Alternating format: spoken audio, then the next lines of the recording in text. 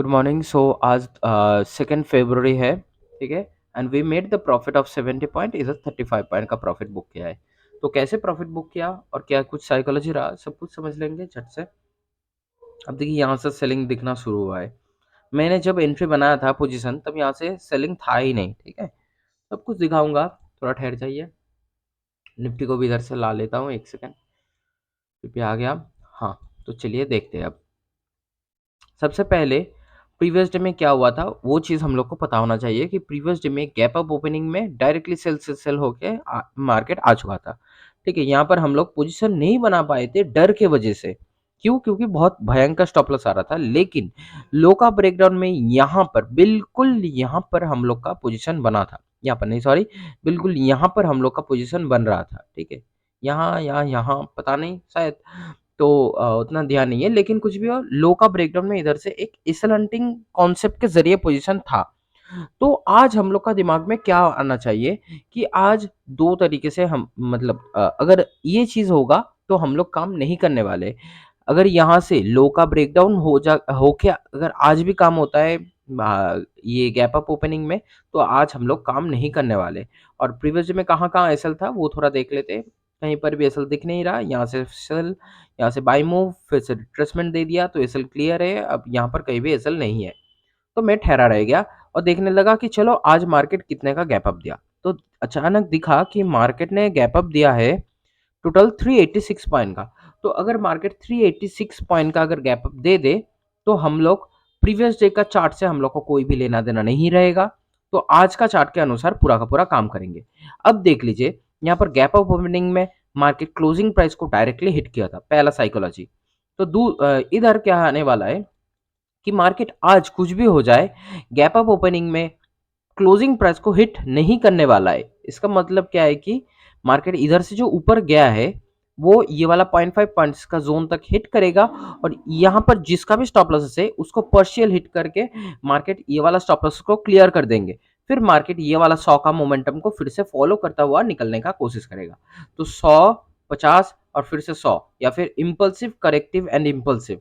Actual technical language में बोला जाए तो इम्पल्सिव और करेक्टिव इसको बोला जाता है। तो ये वाला मोमेंटम को मार्केट फॉलो करके ऊपर के साइड निकलेगा। तो एक चीज बताइए, अगर हम लोग किसी भी तरीके से 0.5 पॉइंट्स का जोन से मार्केट को पकड़ते हैं, तो हम लोग के पास क्या सेटअप रह रहा है कि लो का ब्रेकडाउन में ही तो हम लोग काम कर रहे हैं, ठीक है ना। जो ऑलरेडी हम लोग कल कर चुके थे। मान रहा हूं कि पोजीशन नहीं बनाया, लेकिन एसलेंटिंग कॉन्सेप्ट यहाँ पर काम किया है। तो हम लोग कैसे काम करें अगर लो का ब्रेकडाउन में काम करना हो। तो मेरे को बहुत फिक्र हो रहा था कि अगर आज भी पोजीशन ना मिले तो क्या होगा, कि अब महीने का तो शुरुआत से पैसा नहीं आने वाला है।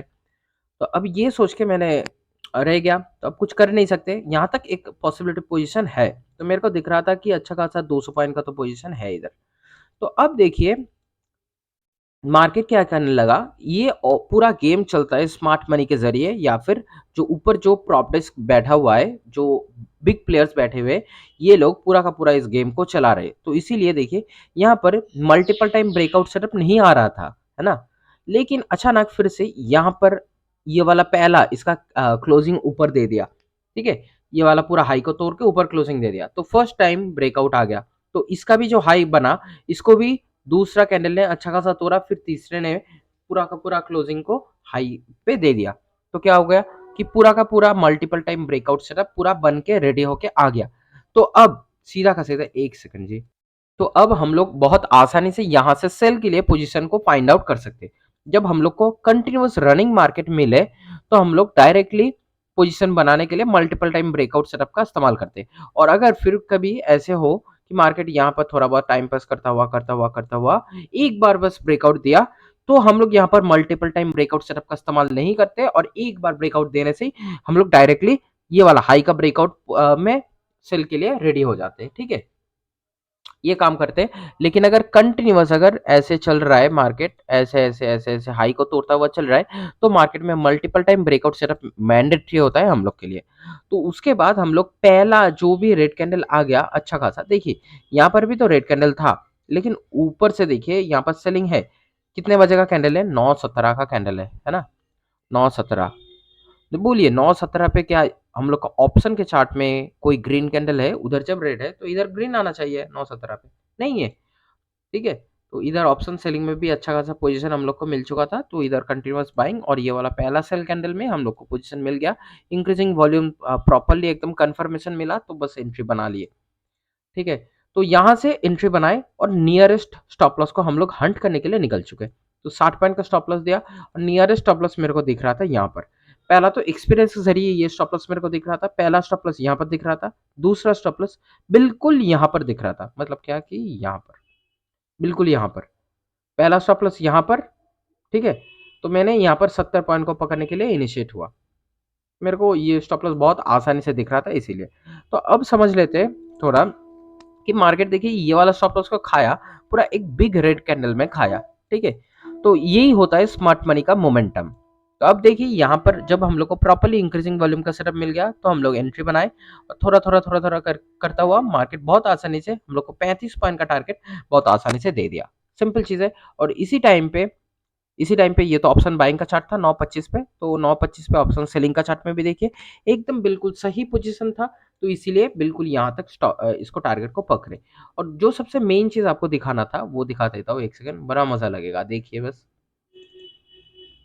वेट एक सेकंड। हाँ, तो अब देखिए, खोलने दीजिए इसको। हाँ, तो यहाँ से देखिए जब मल्टीपल टाइम ब्रेकआउट सेटअप नहीं आया था तो कंटिन्यूअसली इधर से दिखा रहा था कि डेटा चार्ट में इतना बाइंग है, इतना बाइंग है, अब यहाँ से सेल नहीं होने वाला है, सारा दुनिया बाई करेगा। और उसी टाइम पे हम लोग सेल के लिए प्रिपेयर हो गए, ठीक है? मान रहा हूँ कि मैं कभी कभार नहीं, बहुत बार मैं डेटा के अगेंस्ट में जाता हूँ, लेकिन बहुत भी टाइम ऐसा भी होता है कि डेटा मेरे फेवर में आ जाता है, तो अच्छा होता है। देखिए आपको डेटा के ऊपर भरोसा नहीं करना है, आपको सिंपल एसएलएनटिंग कॉन्सेप्ट के ऊपर भरोसा करके काम करना है, ये है मेन चीज। और उसके थोड़ा देर बाद ही देखिए यहाँ पर हम लोग को properly multiple time breakout setup मिल गया और यहाँ पर बना हम लोग का एंट्री इस कैंडल का क्लोजिंग में। इस कैंडल का क्लोजिंग होने में अभी भी 20 सेकंड के करीब 40 सेकंड के करीब बाकी है। तो इस कैंडल का क्लोजिंग पे हम लोग को एंट्री बना, बिल्कुल इसी टाइम पे हम लोग का ऑप्शन के चार्ट में भी इंक्रीजिंग वॉल्यूम मिल चुका था। लेकिन अब देखिए यहाँ से बाइंग दिख रहा है, यहाँ से भी बाइंग दिख रहा है, सेलिंग का पुश है ही नहीं। मतलब बराबर है, ठीक है, पूरा बराबर है। इधर से सेलिंग में कंटिन्यूअस स्क्वायर अप दिख रहा है। मैंने क्या कि इधर सी सेलिंग में स्क्वायर अप है और पी सेलिंग में इधर से बिल्डअप है। तो सिंपल चीज है, इधर से फिर भी डरा रहा था हम लोग को। और उसके थोड़ी देर बाद ही देखिए जब टारगेट अचीव होने को आया तो यहाँ से ऐसा ही मोमेंटम दिखाने लगा। और यहाँ पर देखिए जो जितना भी सेलिंग भरा हुआ था, बाई भी और बढ़ गया और सेलिंग उतना ही रह गया। तो बाई जब बिल्डअप होने लगा बाइंग का तो मेरे को थोड़ा डर लगा और मेरे को आंखों से बस दिख ही रहा था बिल्कुल इसके नीचे स्टॉप लॉस पेंडिंग है, इस कैंडल के नीचे स्टॉप लॉस पेंडिंग होता है, ठीक है? तो ये एक एक्सपीरियंस के जरिए आप लोग को भी मिल जाएगा ये आइडिया। तो यहाँ पर मेरे को आंखों से दिख रहा था और ऊपर से यहाँ पर इतना सारा बाइंग बिल्डअप हो रहा है। मतलब क्या कि बाइंग बिल्डअप हो रहा है, तो यहाँ पर जब भी हिट होगा मार्केट तो यहाँ से मार्केट भागने वाला है। मतलब क्या कि इसको शायद मार्केट 100 ऊपर गया, 50 नीचे आया, अब 100 ऊपर जाने का मोमेंटम को फॉलो करके निकल सकता है। तो इसी चीज का डर मेरे को लगने लगा। तो इसीलिए simple you can see here कि मैंने इस मोमेंटम को पूरा का पूरा प्लेज किया, ऐसे ऐसे मैंने प्लेज किया और 0.5 पॉइंट्स का मिडिल पॉइंट तक मैंने टारगेट को प्लेस किया, ठीक है?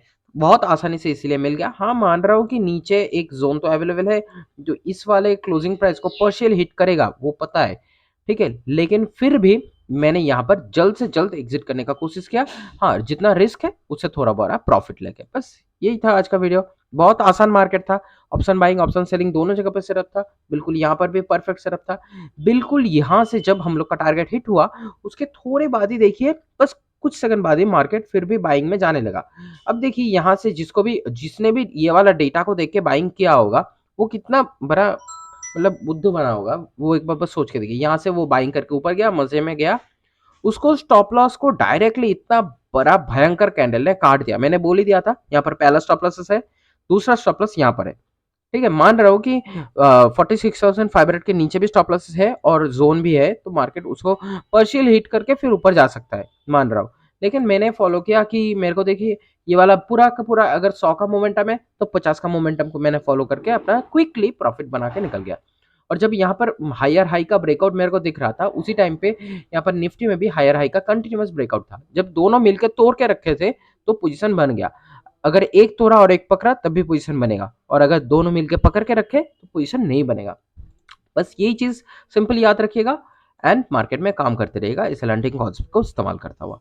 ठीक है, फिर मिलते हैं अगला वीडियो में। Thanks for watching. अब तो अगला वीडियो मतलब तो पूरा फ्राइडे हो गया, अब मंडे फिर से वीडियो आएगा। थैंक्स फॉर वॉचिंग, फिर मिलते हैं।